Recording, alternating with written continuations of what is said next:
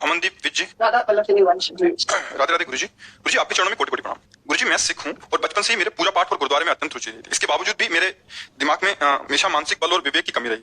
आज कुछ 12-13 वर्ष पहले इन्होंने कोई मंत्र दिया था। अब ये कह रहे कि अब कुछ 7-8 महीने से यूट्यूब के माध्यम से आपसे कनेक्शन हुआ है, तब से मेरी काया पलट गई है। मैंने मांस आदि खाना तो दूर, नाम से भी नफरत हो गई। आपके सत्संग के प्रभाव से नेगेटिव बातें ना सुनने ना करने का मन होता है। कभी कुछ गलत से बोल देते हैं तो भाव हो जाए तो मन जलता है। गुरुजी मेरा प्रश्न है कि मैं वाहिगुरु जी का नाम जपूं या जो मुझे मंत्र बुद्ध मंत्र मिला था वो जपूं या आपके द्वारा दिया गया राधा नाम? मैं संशय में नहीं पढ़ना। आपको जो गुरुदेव ने दिया है, जिसको भी गुरु बनाया हो, आप वही नाम जपिए। अच्छा, जो वाहे गुरु है ये सबके लिए बंधनीय है, क्योंकि वाहे गुरु किसी व्यक्ति का नाम नहीं है। वाहे गुरु परमेश्वर का नाम है। जैसे हमारे सामने वाहे गुरु का खालसा, हम ऐसे बोलते हैं वाहे गुरु, क्योंकि हम भी उसी के तो है ना। वाहे गुरु तो हमारे भी है ना भाई, वाहे गुरु तो हमारे भी ना। अब जैसे बोला गया जो बोले सो निहाल, सत्य श्री अकाल, बात तो एक ही ना। जो बोले सो निहाल, कोई भी बोले, वो सत्य है, वो वैभव संपन्न है, वो अकाल पुरुष है, परमात्मा है। तो ये किसी एक सीमा के अंतर्गत नहीं है। उसे अपना मान लिया कि भाई सिख बोलते हैं ये, वो बोलते हैं ये। गंभीरता से समझो। जैसे अपने लोग है ना, अपने को कोई बाधा नहीं। जैसे सामने आए वाहे गुरु का खालसा, तो वो बोल नहीं पाएंगे, उनके पहले हम बोलेंगे वाहे गुरु की फतेह। वाहे गुरु का खालसा, वाहे गुरु, वही हमारे गुरु है। उन्हीं की तो फतेह से हम जी रहे हैं भाई। बोले गुरुदेव, अब ये गुरुदेव शब्द सब में लगेगा ना, तो वही तो हमारे हैं। अब गुरुदेव को कोई डिपार्टमेंट है क्या? गुरुदेव तो अखंड मंडलाकारम व्याप्तम चराचरम तत्पदम दर्शितम तस्मै श्री गुरुवे नमः। तो हमें लगता है वाहिगुरु कहना, इसमें कोई ऐसा थोड़ी कि हम गुरु के विरुद्ध जा रहे हैं। वाहिगुरु तो परम पावन परमेश्वर का ही नाम है, और जो गुरु जी ने दिया है उसको भी जपिएगा। और यहाँ का जो सत्संग सुनकर आपका बदलाव हुआ है तो धन्यवाद। आप संतों की वाणी मान रहे इसलिए आपका बदलाव है, लेकिन जब आप वही कीजिएगा। हाँ जी, कह रहे थे बुद्ध मंत्र ले लिया था। 5 से 6 घंटे बुद्ध मंत्र किया है 12-13 साल। उसमें हमेशा कहा गया था कि अपने साथ साथ दूसरों के लिए प्रार्थना कीजिए। तो मुझे लगता है उसके फलस्वरूप मुझे आप मिले, आपसे राधा नाम मिला। पर अभी कंफ्यूजन बहुत है कि तीनों ही अच्छे लग रहे हैं करने, तो करूं क्या? जब एक अच्छा लगने लगे तब कंफ्यूजन मिट जाएगा। तो 3 में से प्रार्थना करो, तीनों से, या 3 में एक रह जाओ तो तीनों वही है, वो एक हो जाएगा। कोई एक ऐसा आएगा कि जिसको आप अंदर से आएगा कि मैं इसे तो नहीं छोड़ सकती, तो उसी को पकड़ लीजिए।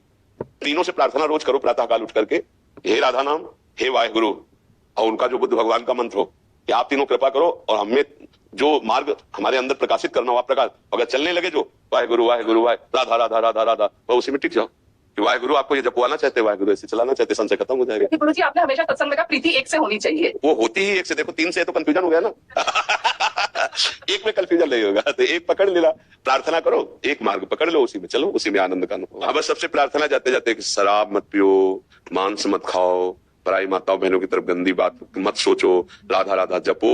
गृहस्थी में ज्यादा पूजा की जरूरत नहीं है। तुम जो कार्य कर रहे हो वो भगवान की पूजा है, उसमें पापाचरण ना हो, अधर्म ना हो, ये बढ़िया जिंदगी हो जाएगी। हमारी बात मान लो, ये जो भगवान की प्राप्ति का मार्ग है, इसमें ज्यादा बुद्धि लड़ाने की जरूरत नहीं है। सहज सरल भाव से आप किसान हो, व्यापारी हो, ऑफिस जाते हो, नौकरी करते हो, वो सब भगवान की पूजा मान लो।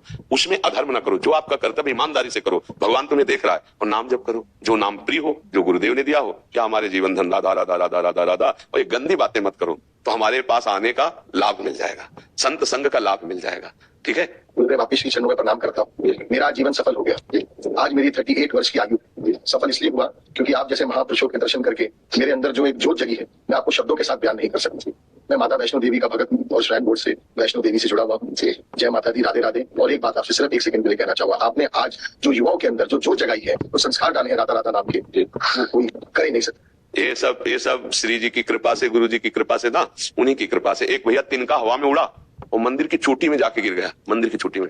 अब उससे पूछो तिनके से कि धन्यवाद, बहुत ऊंचाई पर चढ़ गए, तो तिनका का कोई इसमें पुरुषार्थ है क्या? ये तो वायु की संगति से वो वहां पहुंच गया। तो ये श्री जी की कृपा, गुरु जी की कृपा और आप सबका प्यार दुलार, परंतु आपका मार्गदर्शन, जो आपने मार्गदर्शन लोगों को और हम सब कुछ व्यक्तियों को दिया है, सबको एक माला के अंदर पिरो के रख दिया है। जी, बस श्री जी से यही प्रार्थना है कि आप सब ऐसे ही अपने कर्तव्य का पालन करें, स्वस्थ रहें और प्रसन्न रहना सीखें, और नाम जप करें तो ये जीवन सार्थक हो जाएगा। धन्यवाद। अपर्णा जी दिल्ली से। जय भगवान, आपके चरणों में कोटि कोटि प्रणाम। महाराज जी, बहुत समय से जाप कर रही हूँ, पर अब भी कहीं ना कहीं मान सम्मान अपमान प्रभावित कर रहा है महाराज जी। जब जाप कर रही हूँ, ये भाव भी अंतर्ध्यान हो जाएगा तो मान सम्मान से सब खत्म हो जाएगा। क्योंकि जब तक अभिमान रहता है तभी तक मान रहता है, तभी तक अपमान रहता है। जब देहाभिमान प्रभु में लीन हो जाता है तो फिर शत्रु मित्र समजान, ईमान ईमान अपमान शम दुख सुख लाभ नहानि, ये जो कृपा हरिवंश की वो स्थिति आती है भजन करते करते कि शत्रु मित्र में समान भाव, मान अपमान में समान भाव, निंदा स्तुति में, जय पराजय में, सुख दुख में समान भाव। ये कब आता है? जब हम ऐसा भजन करें कि जो हमारे के अंदर अहम है कि मैं भजन कर रहा हूं, ये भी लीन हो गया, अब भजन हो रहा है।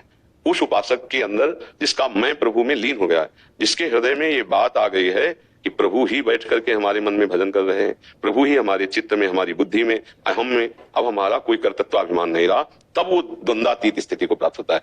अभी आप द्वंद्वातीत स्थिति को थोड़ी हो कि कोई भी द्वंद्व आपको व्यापे ना भी, ऐसा भजन थोड़ी हो, किसका है?